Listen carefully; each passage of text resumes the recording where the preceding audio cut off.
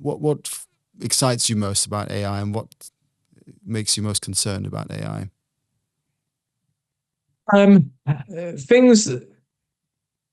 Yeah, I mean, I think that those two questions, if you like, are a little bit like a ball of wool in my head, because they are so intertwined, that it becomes a little bit messy. Because all of the answers as to what excite me also have areas of concern, and so there isn't necessarily a straightforward answer. So I'm capable of giving you an answer, but I'm very aware that as I say one thing, somebody will have quite a visceral response or a visceral reaction to what I say, and I hope that I can then catch that visceral response and provide an answer to it. So bearing in mind, I'm going to talk about this through the lens of media production, if you like. I think if you start looking at AI within healthcare, for instance, I think there are potentially a huge amount more upsides than there are downsides. Within AI in the creative industries, it all becomes a little bit messier, because generative AI is obviously created using what is referred to as data sets, and data sets, as somebody once shouted at me on Instagram of all places. Instagram's a nice place. It's not Twitter or X. It got shouted at on Instagram. I was very surprised. Anyway, it's not data sets. It's creative work. It's somebody's creative work. I was like, yeah, okay, I won't refer to it as a data set per se, but as far as AI training is concerned, it is a data set. But yes, you're quite right. It is somebody's life's work. Um, should AI data sets be, not scraped and indeed be paid for? And I think the straightforward answer to that is yes. I would absolutely advocate for that. Every single day, every hour, every minute of every day. In truth, that is unlikely to happen. But yes, I would always advocate for that, because at the moment what we have is AI data companies, AI software companies scraping materials in order to create efficiencies within the creative process, and so they are scraping data and then selling it back to the creatives who they've just nicked the data from in the first place. So it's kind of like being resold your own creativity, and that is very messy, and it is not comfortable. And I'm working a lot with the CoStar National Lab, and so therefore feeding into DCMS and DCIT around how we can make a sustainable and responsible model for AI software developers, and how we can get remuneration for creatives and creative work, and how we can respect copyright at the same time. So we acknowledge that there are massive challenges over there, but what is frequently not as well acknowledged, in the same breath, is that the commercial creative sector, and by which I'm not necessarily referring to digital production, so TikTok, socials, all the rest of it. YouTube kind of has got a foot in the door there, but through a different kind of way. So when I talk about commercial creative opportunities, I am talking about traditional TV commissioning, or streaming, or anything else, or branded content,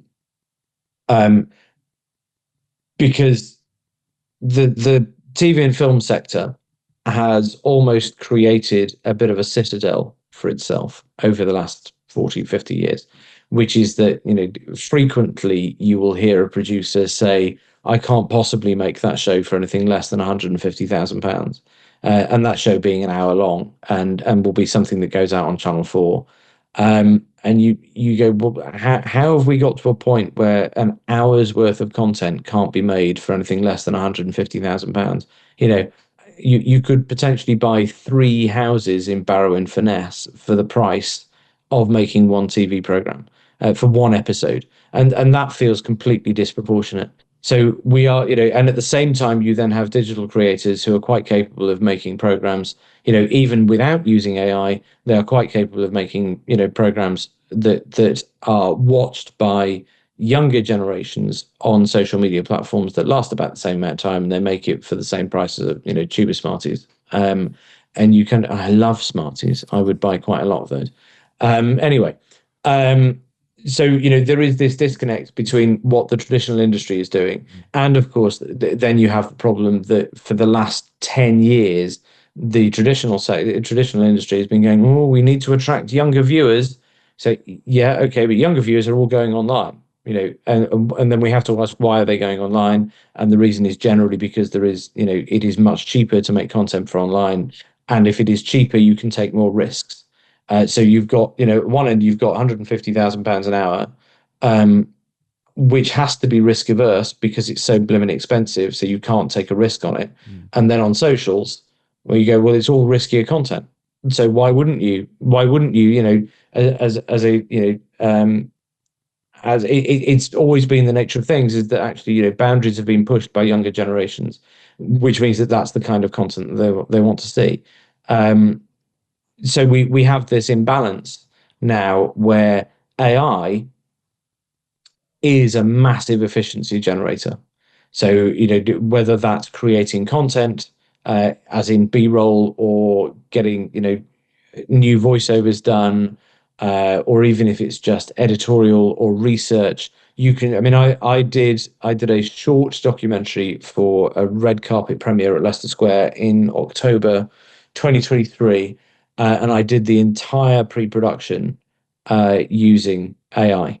Um, didn't do the actual production, but I did the entire pre-production um, using AI in order to do because it was a 2 week turnaround and the budget was very low. Mm. And so I made it in AI, and then I remade it in real life so that I could get the commissioner to sign it off before I went into production, so that I shot what I needed in order to get and it varied very slightly, but ultimately it was all there. Yeah. Um, and that wouldn't, without AI, I would probably have had a lesser quality output, and it would have taken many more man hours. So the chances are that actually the production would never have taken place. So we'd have lost out the work. And that's the balance, is that we now have to balance the idea of whether or not actually is it better to be using AI and putting more people into work on more productions than it is to not use AI and not make as many productions. Because we have a real problem that through, and I don't know how aware you are of this, Dev, but through 2023 and 2024, there was basically a commissioning clampdown for Channel 4 and Channel 5. Okay. And also to a lesser degree BBC and ITV. And you ended up in this scenario where nothing was being made in the unscripted space. So you had this mass exodus of some of the and this is happening in Hollywood as well. I got an Uber in LA last year, and the Uber driver was a Hollywood producer who'd had a successful run of Hollywood films out. Wow. um, you know, and so you're looking at this massive shutdown because there's nothing happening because ad spend is down, so they can't afford to make anything. Mm. So, but that is, they can't afford to make anything at what could be known as citadel levels. Right. No, I can't make anything. I'm going to make one series of something. Scripted content now is often £2 or £3 million an hour. And they go on channels that nobody's ever heard of, and that's how expensive it is. Mm. Um, and that's unrealistic. We now have to be looking at new ways of doing things that gets people back into work. But the question is, are we going to get people back into work and pay them the fees that they were able to request or command 5 years ago? Mm. Well, realistically, no, we're not, because even if we talk about the efficiencies, we go, well, actually, it's a different time. We're in a very different time now. What I'm trying to advocate for is a middle ground where we recognize the efficiencies that AI generates, but we also put safeguards in place to make sure that creatives' work is respected, um, and that the ongoing sector is sustainable and responsible.